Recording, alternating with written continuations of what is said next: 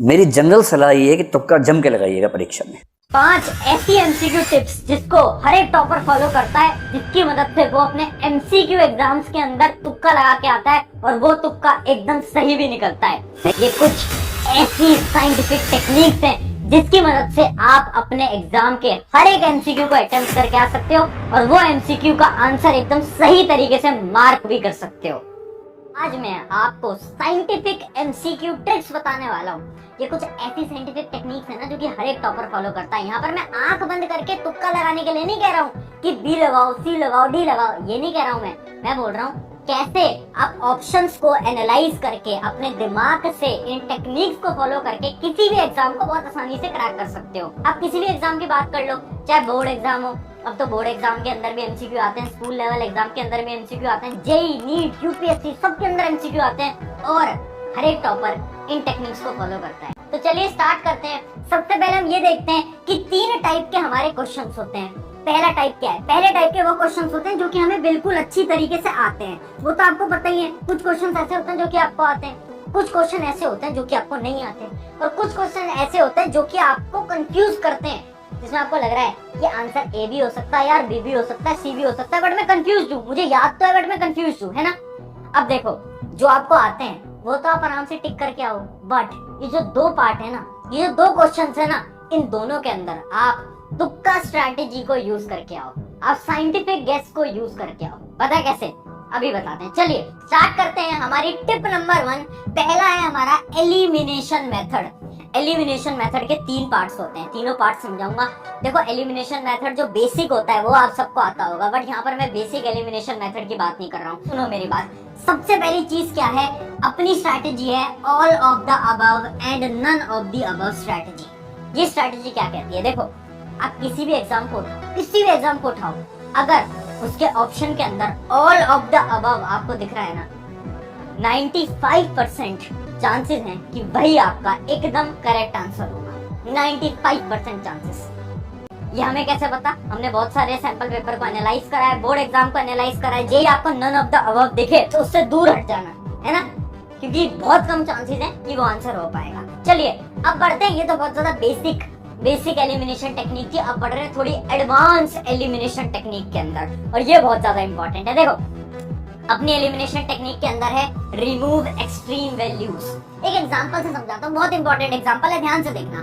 देखिए, जैसे कि एक सवाल है, आप देख सकते हो ये इसके ऑप्शंस हैं। ये ए ऑप्शन है 0, बी है 27, सी है 37, ए है अपना 102।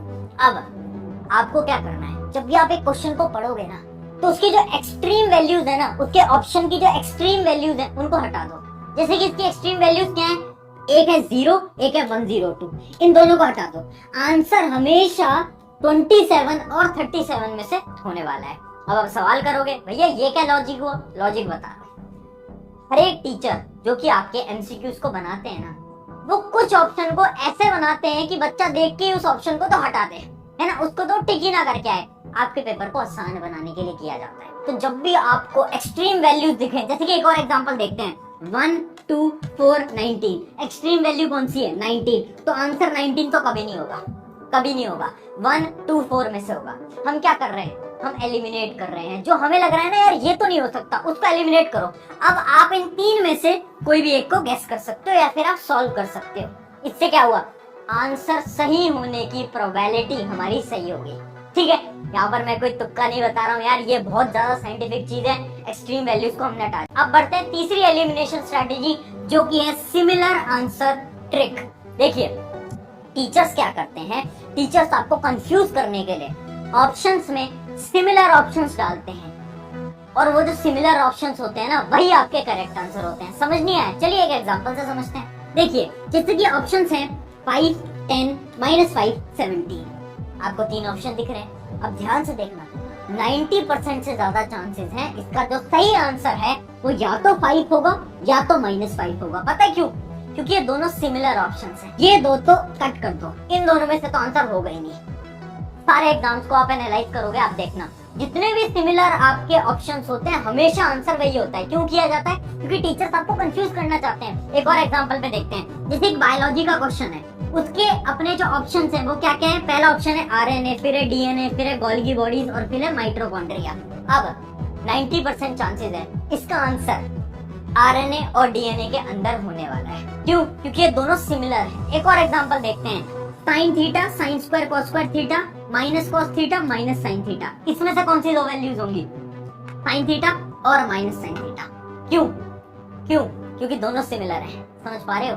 समझ पा रहे हो? हमने क्या करा, जो सिमिलर वाले हैं ना उन्हीं में से ही आपका करेक्ट आंसर आने वाला है। ये है एक टीचर का माइंडसेट, टीचर ऐसे ही पेपर को बनाता है। अब फटाफट से आगे बढ़ते हैं हमारी टिप नंबर 2 की तरफ।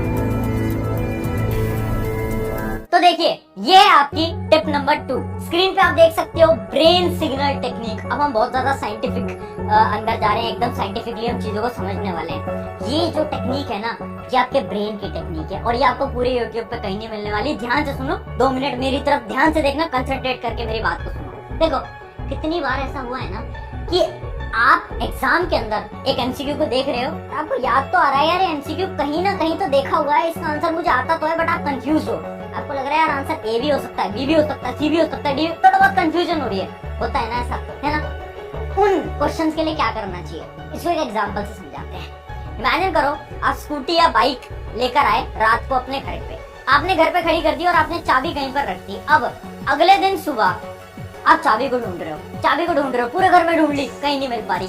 अब आप क्या करोगे? अब आप क्या करोगे? कैसे याद करोगे? अब आप ये याद करोगे सबसे पहले कि लास्ट टाइम बाइक मैंने कब ली थी। अच्छा मैं रात को बाइक लेकर आया था, रात को बाइक लेकर आई थी। अच्छा ठीक है, उसकी जो की थी, उसकी जो चाबी थी वो मैंने कहाँ रखी थी? अच्छा मैंने बेड पे रखी थी। हाँ यार रात को मैंने बेड पे रख दी थी। ऐसे ऐसे याद करते हो ना, ऐसी चीजों को याद करते हो ना।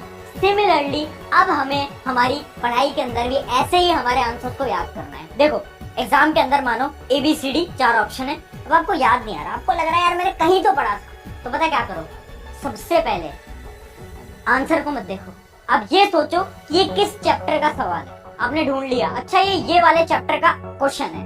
अब खुद से पूछो उस चैप्टर में से किस टॉपिक का ये सवाल है। जब ये सवाल पूछोगे ना ऑटोमेटिकली आपको उसका आंसर याद आ जाएगा। अब होता क्या है ना, जब ये रिकॉल करते हो ना कि अच्छा ये इस चैप्टर का सवाल है और इस चैप्टर में इस टॉपिक का सवाल है, तो आपके जो न्यूरॉन्स है ना ब्रेन के अंदर वो कनेक्ट कर जाते हैं और उसका जो आंसर है, उसकी जो मेमोरी है वो आपको अचानक से रिकॉल हो जाती है। तो ये इसके पीछे का साइंटिफिक कॉन्सेप्ट है। अब ये करोगे ना एग्जाम के अंदर, अचानक से आपको आंसर याद आ जाएगा।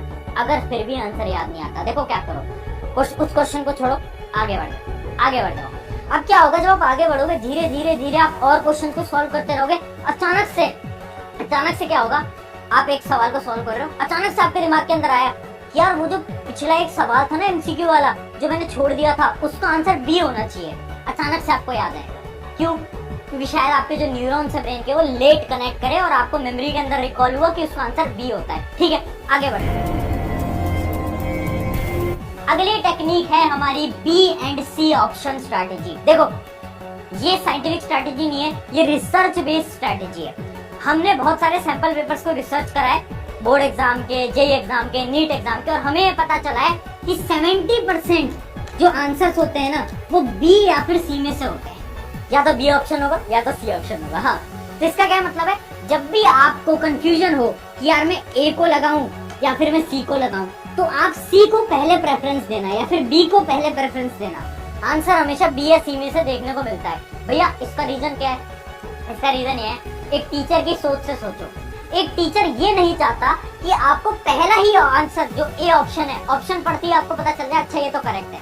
एक टीचर कभी नहीं चाहेगा पहला ही ऑप्शन करेक्ट हो, और एक टीचर ऐसा भी नहीं चाहेगा कि जो लास्ट वाला ऑप्शन है आपको मतलब इतना टाइम लग जाए कि आप लास्ट ऑप्शन तक आओ और आपको पता चले अच्छा लास्ट वाला ऑप्शन करेक्ट है। इस वजह से हर एक टीचर क्या करते हैं ना, B और C इन दोनों के बीच में ही अपने करेक्ट आंसर को रखते हैं। ठीक है, ये होती है हमारी B और C स्ट्रैटेजी। चलिए आगे बढ़ते हैं हमारी टिप नंबर 4, प्रैक्टिस। क्यों बोल रहा हूं मैं? देखो सिंपल सी बात है यार, आप जितने ज्यादा सवालों को लगाओगे उतनी ज्यादा मेमोरी आपके दिमाग के अंदर स्टोर होती जाएगी। और जब आप एग्जाम के अंदर बैठोगे तो MCQs क्या होते हैं ना, लिमिटेड ही बनाए जा सकते हैं। मान लो एक चैप्टर है या फिर मान लो एक सब्जेक्ट है साइंस, अब उस साइंस में से ना लिमिटेड ही MCQs को बनाया जा सकता है। ऐसा तो नहीं है कि सिलेबस बढ़ जाएगा, नहीं, सिलेबस तो उतना ही रहेगा। तो आप जितने ज्यादा MCQs को प्रैक्टिस करके जाओगे मेमोरी के अंदर उतना ही डाटा स्टोर होगा, और जब आप एग्जाम के अंदर बैठोगे तो बहुत ज्यादा हाई चांसेस है कि आप उस एमसीक्यू को देखोगे और आप बोलोगे यार ये तो कहीं पढ़ा हुआ है, ये तो कहीं याद आ रहा है, ये तो कहीं देखा हुआ है ना। क्यों हो पाया? क्योंकि आपने ज्यादा से ज्यादा एमसीक्यूज की प्रैक्टिस करी थी। और यही है हमारी टिप नंबर 5, प्रैक्टिस। अगर आपको वीडियो अच्छी लगी अपने एक दोस्त के साथ इस वीडियो को शेयर कर देना। चैनल सब्सक्राइब करो या मत करो वो आपकी मर्जी है, बट अपने एक मित्र के साथ जरूर शेयर कर देना। शुक्रिया एवरीवन।